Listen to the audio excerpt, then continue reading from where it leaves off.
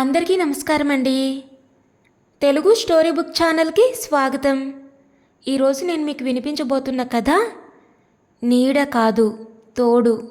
రచించిన వారు గోవిందరాజు సీతాదేవి గారు. మరైతే ఈ కథను ఎక్కడా స్కిప్ చేయకుండా చివరి వరకు వినండి. నచ్చితే లైక్ చేయండి. కొత్తగా మన ఛానల్ని చూస్తున్నట్లయితే కనుక సబ్స్క్రైబ్ చేసుకోవడం అస్సలు మర్చిపోవద్దు. మరొక కథలోకి వెళ్ళిపోదామా? దీపావళి పండుగ మిగతా అన్ని పండుగల్లా కాదు, పిల్లలకి పెద్దలకి అత్యంత ఉత్సాహప్రదమైన పండుగ. ఈ పండుగ 4 రోజులు ఉందనగానే శివరావు గారు 2 అల్లుళ్ళకి ఉత్తరాలు రాశారు. పండక్కి అమ్మాయిని పిల్లల్ని తీసుకొని తప్పక రమ్మని. అలాగే కొడుక్కి రాశారు, కోడలు నువ్వు పిల్లలు కలిసి పండక్కి రమ్మని. ఆయన ఉత్తరానికి వెంటనే జవాబులు వచ్చేశాయి. మీరు రాసిన ప్రకారం అలాగే వస్తున్నాం అని. శివరావు ఓ పెద్ద కంపెనీలో చిన్న ఉద్యోగం చేస్తున్నాడు. జీతం కాస్త పెరిగినా ఖర్చు అంతకుముందే పెరిగిపోతూ ఉండడం వల్ల గొర్రెకి బెత్తడే తోక అనే సామెత ఆయన జీవితంలో యథార్థమే కూర్చుంది. ఆయనకి 3 ఆడపిల్లలు. 2 అమ్మాయిల పెళ్ళిళ్ళు ఎలాగో చేసేశాడు, కానీ ఆఖరి ఆడపిల్ల పెళ్ళి చేయలేకపోతున్నాడు. శివరావుకి ఈ 3 ఆడపిల్లలే కాక వీరందరికన్నా పెద్దవాడైన ఒకే ఒక్క కొడుకున్నాడు. అతన్ని ఎంతో కష్టపడి చదివించాడు. స్వగ్రామంలో ఉన్న ఎకరం పొలం, పాత ఇల్లు అతని ఎంకామ్ చదువుకి అయిపోయింది. కామేశ్వరరావు ఎంకామ్ పాస్ అయినప్పుడు శివరావు, ఆయన భార్య రుక్మిణమ్మ తమ కష్టాలు గట్టెక్కాయని గట్టిగా ఊపిరి పీల్చుకున్నారు. ఎందరి కాళ్ళలో పట్టుకొని ఉన్న ఊళ్ళో కొడుక్కి లెక్చరర్ ఉద్యోగం ఇప్పించుకున్నాడు శివరావు. ప్రైవేట్ కాలేజీలోనే అనుకోండి. కామేశ్వరరావుకి ఉద్యోగం వచ్చి 2 నెలలన్నా కాకుండానే తోటి లెక్చరర్ అనురాధని ప్రేమించానని, రిజిస్టర్ మ్యారేజ్ చేసుకున్నానని సరాసరి ఆమెను ఇంటికి తీసుకొచ్చేశాడు. ప్రాణానికి ప్రాణంగా పెంచిన ఒక్కగానొక్క కొడుకు తన మనసుకు నచ్చిన పిల్లని పెళ్ళాడానంటే కాదని అనలేక, ఇలా తమకి తెలియకుండా పెళ్ళాడడం ఇష్టం లేక మౌనంగా ఉండిపోయారు శివరావు దంపతులు. అనురాధ సామాన్య కుటుంబంలో పుట్టి పెరిగి పెళ్లి చేసుకుని వచ్చినా అత్తవారింట్లో సౌకర్యాలు సరిగా లేవని మూతి ముడవసాగింది. ఆమె మూతి ముడిస్తే కామేశ్వరరావు మనసు బాధపడిపోసాగింది. అది చూసిన శివరావు మనసులోనే నవ్వుకున్నారు. ప్రతి మగాడికి పెళ్ళైన కొత్తలో భార్య అంటే పిచ్చి ప్రేమ ఉండడం సహజం. ఆమెను తన ఇంటికి తెచ్చుకొని బంగారు తూగుటుయ్యాల్లో ఊపాలని ఉండడం కూడా సహజమే. కానీ ఇది మధ్యతరగతి వారికి సాధ్యమా? ఓ 4 నెలలు గడిస్తే సరి, ఈ ఊహలన్నీ గాల్లో ఎగిరి చక్కా పోతాయి. శివరావు అలా అనుకున్నాడే కానీ అలా జరగలేదు. తమకి ప్రత్యేకంగా గది లేదని, పడుకునేందుకు మంచి మంచాలు లేవని కొడుకు సనగడం వినిపిస్తూనే ఉంది తల్లిదండ్రులకి. ఈ పట్నవాసంలో 3 గదుల ఈ వాటాకే 600 అద్దిస్తున్నారు. ఈ వాటాలోకి 400 అద్దెతో చేరిన యజమాని పెంచిన అద్దె ఇప్పటికీ 600 కూర్చుంది. మరో గది కావాలంటే మరి 200 ఇవ్వక తప్పదు. కొడుకు కోడలు జీతం వారు హనీమూన్కి వెళ్ళడానికి చేసిన అప్పు తీర్చడానికే సరిపోతుందని చెప్తున్నాడు పుత్రరత్నం.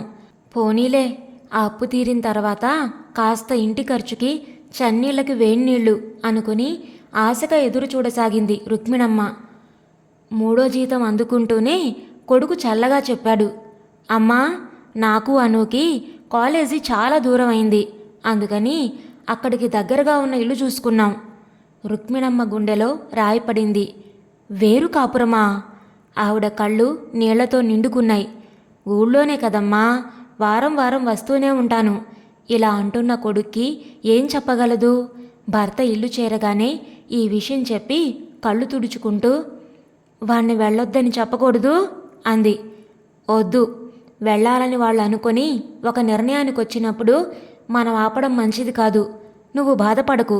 వాళ్ళ కాపురానికి మన ఇంట్లో పనికొచ్చే సామానేమైనా ఉంటే ఇవ్వు, అంతే అన్నాడు శివరావు. ఏవో 4 ఇత్తడి గిన్నెలు తీసిచ్చాను. వాటిని ఇటు తిప్పి అటు తిప్పి చూసి, ఇవేం వద్దులేండి, మేం మెల్లగా ఒక్కోటి కొనుక్కుంటాం, అంతవరకు ఎలాగో ఇబ్బంది పడతాం అన్నది అనురాధ. అవునా? అయితే ఇంకేం మాట్లాడకు. రుక్మిణమ్మ పెదవి కదల్లేదు. అంతే, కామేశ్వరరావు, అనురాధ వేరే వెళ్ళిపోయారు. కొడుకు ఉద్యోగ ప్రయత్నం కోసం చేసిన అప్పులు మాత్రం మిగిలిపోయాయి ఆ తల్లిదండ్రులకి. ఆ తర్వాత ఎలాగో కష్టపడి 2 ఆడపిల్లల పెళ్ళిళ్ళు చేశాడు శివరావు. పండగలకి పబ్బాలకి ఆడపిల్లలు అల్లుళ్లతోనే కొడుకు కోడలు వచ్చి సరదాగా 4 రోజులుండి వెళ్ళిపోతారు. ఇందుకే బోలెడంత సంతోషపడిపోసాగారు శివరావు దంపతులు. కొడుకొచ్చినప్పుడు తల్లితో చెప్పే కబుర్లు భలే ఉంటాయి. అమ్మా, అను పోరు పెట్టి ఇంటికి కావలసిన సామానంతా కొనిపించేస్తుంది. ప్రతి వస్తువు ఇన్స్టాల్మెంట్లో ఇచ్చేస్తారుగా, అలా కొనేశాను. జీతంలో చాలా డబ్బు కట్ అవుతుందనుకో. మొన్నటికి మొన్న కలర్ టీవీ కావాల్సిందే అని పేచీ పెట్టుకుని అలి కూర్చుంది. ఏం చెయ్యను, తెచ్చి ఇంట్లో పెట్టాను. అప్పటికి భోజనం చేసింది. 6 నెలల క్రితం చీటీ కట్టి మొన్ననే ఓ గొలుసు చేయించుకుంది. బేబీ పేరుతో సేవింగ్స్ చేస్తున్నాను. 2 జీతం అన్న మాటే కానీ నెలాఖరులో డబ్బుకి ఇబ్బంది తప్పడం లేదు. అవునా అనేది. కొడుకు తమ కష్టసుఖాల విషయం ఒక్కనాడైనా అడగనందుకు లోపల బాధపడిపోతూనే పైకి ఏం మాట్లాడకుండా వారికిష్టమైన వంటకాలన్నీ చేసిపెట్టి పంపేది. ఇలా కొన్ని సంవత్సరాలు గడిచాయి. తర్వాత ఆర్థిక పరిస్థితి అంత బాగలేనందున పిల్లల్ని పండగలకి పిలిచే అలవాటుని మానుకోవాల్సి వచ్చింది. ఈ దీపావళికి భర్త తనని సంప్రదించకుండానే పిల్లల్ని రమ్మని ఉత్తరాలు రాయడం, వారి జవాబులు చూసిన తర్వాత ఈ వార్త తనకి చెప్పడం ఆశ్చర్యం కలిగించింది. ఏమిటి, ఎందుకిలా చేశారు, మన పరిస్థితి అంటూ భర్తని నిలదీసింది. రుక్కు, ఈ దీపావళి పిల్లలందరితో కలిసి జరుపుకోవాలని అనిపించిందోయ్, అందుకే రాశాను. పిల్లలొచ్చి చాలా కాలమైంది కదూ. అవును, అది నిజమే. పిల్లలొచ్చి ఎన్నాళ్ళయిందో. మన పరిస్థితి ఎప్పుడూ ఉండేదే అనుకోండి. అబ్బాయికి అరిసెలంటే ఇష్టం, పెద్ద కూతురికి చెగోడీలంటే ఇష్టం, చిన్నల్లుడికి బొబ్బట్లంటే ఇష్టం, పెద్దల్లుడికి కారం గారెలంటే ఇష్టం, కోడలికి మైసూర్ పాకం అంటే ఇష్టం అంటూ వాటికన్నింటికీ కావలసిన సరుకులన్నీ పచారీ కొట్లో పద్దు రాసి అతనిచ్చిన బిల్లు చూసి అమ్మో ఇంత అయిందా అనుకుంటూ గుండె పట్టుకుంది. ఆయన వెర్రి కాకుంటే ఈ అప్పు ఎప్పటికి తీరేను అనుకుంది. కాస్త అయిష్టంగా మళ్ళీ అనుకుంది. అబ్బాయిని చూసి 2 ఏళ్లయింది. వాడు ఉద్యోగం బదిలీ అయ్యి మరో ఊరు వెళ్ళడం మరీ బాధ కలిగించింది ఆమెకి. ఒక్కగానొక్క కొడుకు, ప్రాణం కంటే మిన్నగా పెంచి పెద్ద చేసిన కొడుకు, తమ సర్వస్వం ధారపోసి చదువు చెప్పించి తమకి వార్ధాక్యంలో ఆసరాగా నిలుస్తాడని గంపంత ఆశతో పెంచిన కొడుకు పెళ్లి కాగానే వేరు కాపురం పెట్టడం, తర్వాత తన సుఖం తనదే అన్నట్లుగా మరో ఊరు వెళ్ళడం ఆవిడకి బాధ కలిగిస్తూ ఉంటుంది. రుక్మిణమ్మ కొడుకుని చూసి సంవత్సరం దాటిపోయిందని, మనసులో తగిన దిగులు పడుతోందని శివరావుకి తెలుసు. అందుకే పండగ కూడా కలిసి వస్తుందని రమ్మని రాశాడు ఉత్తరం. శివరావు 3వ కూతురు ఝాన్సీ బీకాం 3వ సంవత్సరం చదువుతోంది. టైప్ హయ్యర్ పాస్ అయి షార్ట్ హ్యాండ్ ప్రాక్టీస్ చేస్తుంది. అన్న, వదిన, అక్కలు, బావలు వస్తారని తెలిసిన క్షణం నుంచి తెగ సంబరపడిపోతూ ఉంది. ఈ మధ్య ఇంట్లో మహా బోరుగా ఉంది ఝాన్సీకి. తల్లి, తను, తండ్రి ప్రతిరోజు ఒకేలా యాంత్రికంగా గడిచిపోతుంటే తగని విసుగ్గా అనిపించసాగింది. తెల్లవారి లేవడం, తల్లికి ఇంటి పనిలో సాయపడడం, తర్వాత తండ్రితో పాటు భోజనం చేయడం, కాలేజీకి వెళ్ళడం రావడం, రాత్రి చదువుకోవడం, భోజనం చేయడం, నిద్రపోవడం. తన ఇంట్లోనే ఇలా ఉంటుంది కానీ తన స్నేహితుల ఇళ్లల్లో ఇలా ఉండదని ఝాన్సీకి తెలుసు. ఒక్కొక్కప్పుడు తన ఇంట్లో పుట్టినందుకు తగని బాధపడిపోయేది. కానీ బీకాం చదువుకి వచ్చిన తర్వాత తన భావాలని కంట్రోల్ చేసుకోసాగింది. తల్లిదండ్రుల్ని అర్థం చేసుకోసాగింది. తన కుటుంబ పరిస్థితిని గమనించి నడుచుకోసాగింది. సెలవుల్లో సినిమాకి వెళ్ళిరమ్మా అని తల్లి అన్నప్పుడు మనసు సినిమా చూడాలని లాగుతున్నా సినిమాగాన అయ్యే డబ్బు పెడితే నాన్న 2 రోజులు పచ్చడి మెతుకుతో కాక కూరతో భోజనం చేస్తారు అన్న ఆలోచన రాగానే వద్దమ్మా, సినిమా చూడాలని అనిపించడం లేదు అనేసేది. అలాంటప్పుడు రుక్మిణమ్మ కూతురు వైపు ప్రేమగా ఆత్మీయతగా చూస్తూ పిచ్చి తల్లి, మన పరిస్థితి ఎప్పుడూ ఉండేదేగా అంటుంది. కాదమ్మా, మన పరిస్థితి ఇలా ఎప్పుడూ ఉండదు, మారుతుంది, ఆ రోజు తప్పక వస్తుంది అంటుంది భవిష్యత్తులోకి ఆశగా చూస్తూ. పిచ్చి పిల్ల, తనలో తనే నవ్వుకుంటుంది రుక్మిణమ్మ. ఝాన్సీ ఇల్లంతా నీట్గా సర్దేసింది. ఇంక వంటగది సర్దడంలో మునిగిపోయింది. ఆదివారం కావడం వల్ల శివరావు ఇంట్లోనే ఉన్నాడు. భార్య పచారీ సామాన్లు బాగు చేసుకుంటూ ఉంటే అంతవరకు ఏదో వారపత్రిక తిరగేస్తున్న వాడల్లా దాన్ని మడిచి పక్కన పడేసి భార్యనే చూడసాగాడు. అక్కడక్కడ తెల్లగా నల్లగా ఉన్న జుట్టు ముఖం మీద పడుతూ ఉంది. నుదుట రూపాయంత కుంకుమ బొట్టు చెమటకి కాస్త కరిగి కిందకి జారుంది. మెడలో నల్ల పూసలు, పసుపు తాడు, చేతులకి వెలిసిపోయిన రంగురంగుల మట్టి గాజులు. సగం పాతబడిన కలనేత నూలు చీరలో ఉన్న రుక్మిణమ్మని చూస్తుంటే ఎందుకో 30 ఏళ్ల క్రితం పెళ్లి కూతురై తన ఎడంచేయి పట్టుకొని తన ఇంట్లో అడుగుపెట్టినప్పుడు ఎంత ఆరోగ్యంగా, ఎంత అందంగా ఉండేదో గుర్తుకి రాసాగింది. పల్లెటూరులో పాడి పంటలున్న ఇంట్లో పుట్టి పెరిగిన రుక్మిణమ్మ ఏపుగా పెరిగి చూసేవారిని ఇట్టే ఆకర్షించేలా ఉండేది.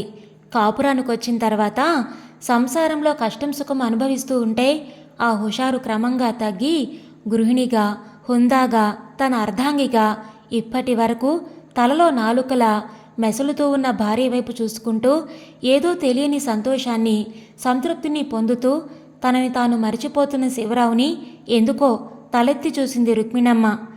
ఏమిటి అలా చూస్తున్నారు అడిగింది చేస్తున్న పని ఆపి. నిన్నే చూస్తున్నాను. నా జీవితంలో ప్రవేశించిన రుక్మిణికి ఇప్పటి రుక్మిణమ్మకి వచ్చిన తేడాని అవలోకిస్తున్నాను. రుక్మిణమ్మ చిన్నగా నవ్వింది. నుదుట పట్టిన చెమటని పమిటతో తుడుచుకుంటూ తిరిగి పనిలో లీనమవ్వాలని చేసిన ప్రయత్నం వ్యర్థమై ఆ పని ఆపి అలాగే కూర్చుండిపోయింది. జీవితం ఎంత చిన్నదో అంత దీర్ఘమైంది అనిపిస్తూ ఉంటుంది శివరావుకి. జీవిత గమనంలో ఎన్నెన్ని ఒడిదుడుకులు ఎదుర్కొన్నారో చెప్పడం కష్టం. ఈ ప్రయాణంలో ఇద్దరూ అలసిపోయారు.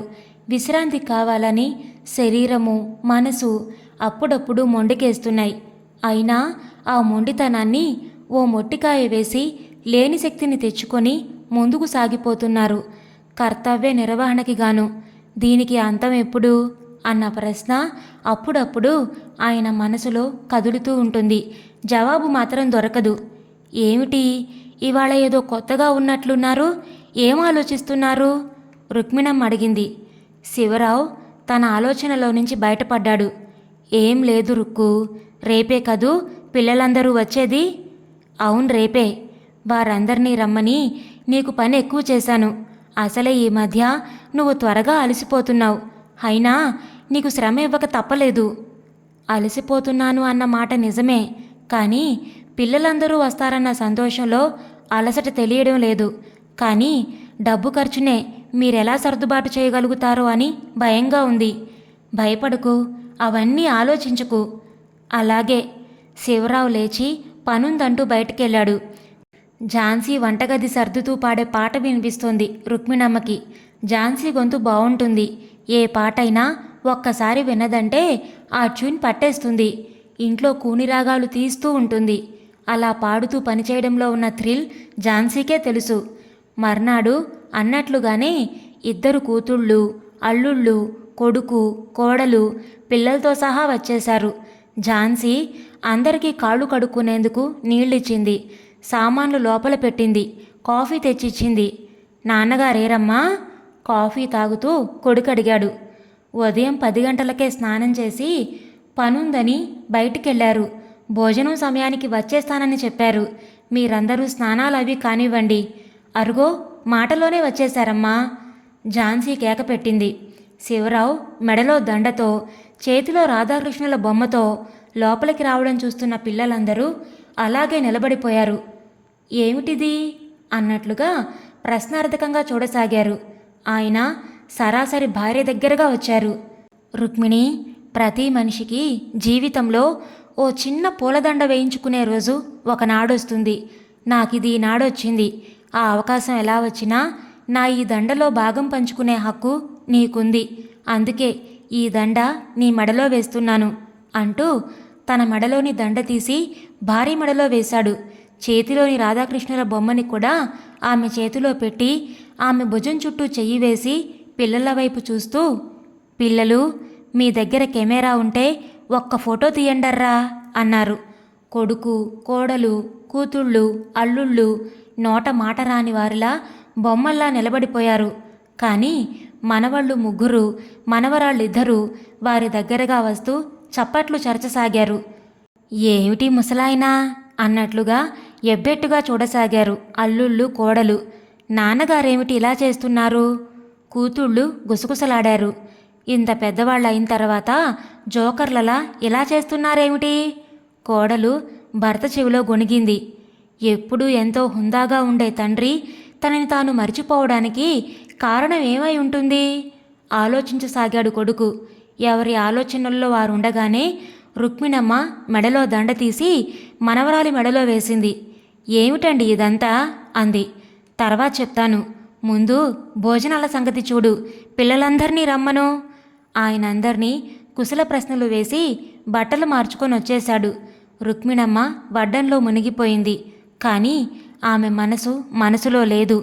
ఇంక మిగతా వాళ్ళందరూ సస్పెన్స్ భరించలేకుండా ఉన్నారు. నాన్నకి లాటరీ ఏమైనా తగిలిందా? ఆయనకి లాటరీ టికెట్ కొనడం అలవాట్లేదే అనుకుంది ఝాన్సీ. భాగ్యలక్ష్మి, లాటరీ గనక తగిలితే వెస్సా కావాలని మీ నాన్న అడిగి తీరాలి. పెద్దల్లుడు భార్య చెవిలో గుసగుసలాడాడు. చూడు, మీ నాన్నకి ఏ రూపంలోనైనా డబ్బొచ్చుండాలి. లేకుంటే 2 ఏళ్లగా పిలవనివాడు పిలవడమేమిటి? మనకో 4,000 డబ్బు కావాలని అడుగు. చిన్నల్లుడు పథకం భార్యకి చెప్పాడు. నాన్నకి డబ్బెలా వస్తుందండి? భయంగా చూసింది చిన్న కూతురు. అప్పుగానే అడగమన్నానని చెప్పు. అలా అని ముందు తీసుకుందాం, తీర్చడం విషయానికి వచ్చినప్పుడు చూద్దాం. చిన్న కూతురు గొంతులో వెలక్కాయ పడింది. రుక్మిణమ్మకి మనసులో మహా ఆరాటంగా ఉంది. పిల్లల ఎదుట విషయం ఏమిటి అని అడగడానికి ఇష్టం లేదు. అలా అని ఆయన ఒంటరిగా దొరికే అవకాశం లేదు. నిశ్శబ్దంగా ఓ 5 నిమిషాలు కూర్చునేందుకు కూడా అవకాశం లేనంత పని. రుక్మిణమ్మ ఆలోచనలు పరిపరి విధాలా పోతున్నాయి. అయినా యాంత్రికంగా పనిచేసుకుపోతూ ఉంది. భోజనాలయ్యాయి, మధ్యాహ్నం పలహారాలయ్యాయి, టీలయ్యాయి. శివరావు క్షణం తీరుబడి లేకుండా మనవలతో చిన్నపిల్లాల్లా ఆటలాడడంలో మునిగిపోయాడు. ఏమిటి నా వరస? విసుగ్గా అనుకుంది రుక్మిణమ్మ. దీపావళి పండగ రోజు తలంట్లు, పిండి వంటలతో భోజనాలు, కబుర్లు అయిపోయాయి. అత్తమామలు పెట్టిన కొత్త బట్టలు కట్టుకుంటూ పెద్దల్లుడు భార్యతో అన్నాడు, మీ నాన్న ఈ బట్టలతో సరిపెట్టేద్దాం అనుకుంటూ ఉంటాడు. అలా కాదని నే అడగమన్నానని అడిగావా? లేదన్నట్లు తలూపి గబాల్నేదో పని ఉన్నట్లుగా అక్కడి నుంచి వెళ్ళిపోయింది శివరావు పెద్ద కూతురు. చిన్నల్లుడు డిటోనే. ఈ పండక్కి నాన్న పిలిచి నన్ను చెడ్డ ఇరుకులో పడేశాడు. విసుగ్గా అనుకుంది చిన్న కూతురు. ఇంకా కోడలు తనకి పెట్టిన చీర నచ్చలేదని మూతి ముడుచు కూర్చుంది. ఆవిడ చీర కట్టుకోదు, భర్త కొత్త బట్టలు వేసుకుంటే ఊరుకోదు. నమస్కారం చేదురుగాని రండర్రా అని అక్షింతలు చేతో పట్టుకొని తల్లిదండ్రుల్ని కుర్చీలో కూర్చోబెట్టి గట్టిగా అరుస్తోంది ఝాన్సీ. అర్ధగంట తర్వాత అందరూ వచ్చారు. కొడుకు, కోడలు కొత్త బట్టలు కట్టుకోలేదు అన్నది ఆయన దృష్టి నుంచి పోలేదు. రుక్మిణమ్మ ఏదో అనబోతూ ఉంటే మాట్లాడకు అన్నట్లు చూసి అక్షింతలు వేసి ఆశీర్వదించాడు శివరావు. ఝాన్సీ ప్రతి సంవత్సరం కంటే ఇంకాసిని ప్రమిదల్లో దీపాలు వెలిగించి తులసికి పూజ చేసి వాకిట్లో పెట్టింది. టపాకాయలు, చిచ్చుబుడ్లు, మతాబులు కాలుస్తున్న మనవల పక్కన చేరి వారి ఆనందంలో తను పాలు పంచుకున్నాడు శివరావు. పండగ ధూమ్ధాం అన్నట్లుగా గడిచిపోయింది. రాత్రి భోజనాలు అయిపోయాయి. తెల్లవారింది. మామగారేమైనా చెప్తారని ఎదురు చూసిన అల్లుళ్ళకి నిరాశ ఎదురైంది. కాఫీలు, పలహారాలు అయిన తర్వాత అందరూ కూర్చొని కబుర్లు చెప్పుకుంటూ ఉండగా పెద్దల్లుడు మెల్లగా విషయంలోకి వచ్చాడు. మామగారు, మరి పండక్కి మమ్మల్ని అందరినీ రమ్మని రాయడంలో ఉద్దేశం ఏదో శుభవార్త చెప్తారని వీళ్ళందరూ ఎదురు చూస్తున్నారు. వారితో పాటు నేను. శివరావుకి 2 నిమిషాల వరకు అల్లుడి మాట అర్థం కాలేదు. అర్థమైన తర్వాత ఆయనకి పెద్ద పెట్టిన నవ్వు వచ్చింది. నవ్వేస్తూ అన్నాడు, నిజమే, మీకు శుభవార్త చెప్పాలనే అనుకుంటున్నాను. ఈ మాటకి అల్లుళ్ళ గుండెలు ఆనందంతో గంతులు వేయసాగాయి. కూతుళ్ళ గుండె లబ్డబ్మని కొట్టుకోసాగింది. 24 గంటలు ఈ ఇంట్లో ఉండే నాకు తెలియని ఆ శుభవార్త వీళ్ళకి చెప్పేది ఏమై ఉంటుంది? ఝాన్సీ కళ్ళింత చేసుకొని తండ్రి వైపు చూడసాగింది. అందరూ నిశ్శబ్దంగా అయిపోయారు. రుక్మిణమ్మ ఊపిరి బిగబట్టి చెవులు రిక్కించి వినడానికి సిద్ధంగా కూర్చుంది. కామేశంకి ఇదంతా చిత్రంగా అనిపించసాగింది. తనకి బుద్ధి తెలిసిన దగ్గర నుంచి ఎలాంటి సస్పెన్సులు లేవు. ఏ కారణాల వల్ల కానీ పొంగిపోయేంత పరిస్థితులు లేవు, కృంగిపోయేంత పరిస్థితులు లేవు. కానీ ఇవాళ ఇలా వీరందరూ తండ్రి ఏదో చెప్తారని ఊహించడం, ఎదురు చూడడం ఏదోగా అనిపించసాగింది. అయినా తను కుతూహలాన్ని అణుచుకోలేకపోతున్నాడు. ఈ పరిస్థితిని కాస్త కూడా అర్థం చేసుకోలేని పిల్లలు తాతగారి చేతిని పట్టుకొని లాగుతూ, ఆడుకుందాం రండి తాతగారు అనసాగారు. వస్తానుండండర్రా అని వారికి సర్ది చెప్తూనే కొడుకు వైపు తిరిగి, పిల్లలు, నేను రిటైర్ అయ్యాను, రేపెలా అన్న విషయం కాక ఈ పండక్కి మీ అందరితో సంతోషాన్ని పంచుకోవాలని మాత్రమే మీ అందరినీ రమ్మని రాయడానికి కారణం, అంతే అంటూ శివరావు అక్కడి నుంచి వెళ్ళి మనవల్ల ఆటలో కలిసిపోయాడు. అక్కడున్న అందరికీ ఒళ్ళు మండిపోయింది. రుక్మిణమ్మకి మాత్రం ఓ క్షణం గుండె ఆగిపోయినట్లే అయ్యింది. ఆ తర్వాత నీరసంగా కొట్టుకోసాగింది. రేపటి నుంచి ఎలా ఎలా అన్న ప్రశ్న ఆవిడ కళ్ళ ముందు భూతంలా కదలచొచ్చింది. అసంతృప్తిగానే అల్లుళ్ళు కూతుళ్ళు వెళ్ళిపోయారు. అమ్మా, నాకు తమ్ముడన్నా లేనందుకు ఇప్పుడు విచారపడుతున్నాను. నే ఒక్కడిని మీ ఇద్దరిని ఏం భరించగలను చెప్పు? అయినా ఝాన్సీ బాధ్యత మీకుందిగా, తర్వాత చూద్దాం అంటూ వెళ్ళిపోతున్న కొడుకు భుజం మీద చెయ్యేసి అన్నాడు శివరావు. చూడు, రిటైర్ అయ్యాను అన్నాను కానీ మా బాధ్యత నీ మీద పెడతానని అనలేదురా. సరే, తేలిగ్గా ఊపిరి పీల్చి వెళ్ళిపోయాడు కామేశం. 1 నెల అతి భారంగా గడిచిపోయింది. శివరావు ఏదైనా మరో ఉద్యోగం దొరుకుతుందేమో అని కాళ్ళు అరిగేలా తిరగసాగాడు. ఒకరోజు తిరిగి తిరిగి అలసిపోయి ఇల్లు చేరిన శివరావుకి రుక్మిణమ్మ నవ్వు ముఖంతో ఎదురుగా వచ్చి చెప్పింది, నాకు ఉద్యోగం వచ్చిందండి. భోజనం బట్టలు ఇచ్చి నెలకి 300 జీతం ఇస్తామన్నారు.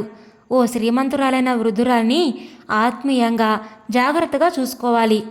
ఆవిడ కొడుకు ఫారెన్లో ఉన్నట్ట, 2 చేతులా సంపాదిస్తున్నట్ట. తల్లిని కన్నబిడ్డలా చూసే మనిషి కోసం చూస్తున్నాడట. నా ఫ్రెండు ఒక ఆమె ఈ విషయం నాకు చెప్పి ఈ ఉద్యోగం వేయించింది. ఈరోజే చేరాను. ఇందుకు మీరు ఏ అభ్యంతరం చెప్పరుగా? మీరు ఒకసారి అన్నారు, కష్టపడి చేసే ఏ ఉద్యోగమైనా గౌరవప్రదమేనని. అవునా? అవును, అవునన్నారుగా. నాకదే సంతోషం. అది కాక పాతకాలంలో భార్య అంటే భర్త నీడ, కానీ ఈ కాలంలో భార్య భర్తకి నీడ కాదు, తోడు అంటాను. మీరేమంటారు? నిజం, నిజంగా నిజం రుక్కు. ఆయన కళ్ళు ఆనంద బాష్పాలతో నిండిపోయాయి. ఇదండి ఈరోజు కథ. ఈ కథను గురించిన మీ విలువైన అభిప్రాయాలను కామెంట్స్లో తప్పకుండా తెలియచేయండి. ఇంత మంచి కథను మనకు అందించిన గోవిందరాజు సీతాదేవి గారికి మనందరి తరపు నుంచి ధన్యవాదాలు తెలియచేసుకుంటున్నానండి. మరి కథ మీకు నచ్చిందా? నచ్చితే లైక్ చేయండి, షేర్ చేయండి. అలాగే కొత్తగా మన ఛానల్ని చూస్తున్నట్లయితే కనుక సబ్స్క్రైబ్ చేసుకోవడం ద్వారా ఇలాంటి మరెన్నో మంచి మంచి కథలను మన ఛానల్ ద్వారా వినవచ్చు. మళ్ళీ రేపు మరొక మంచి కథతో మీ ముందుకు వస్తాను. అంతవరకు ఉంటానండి.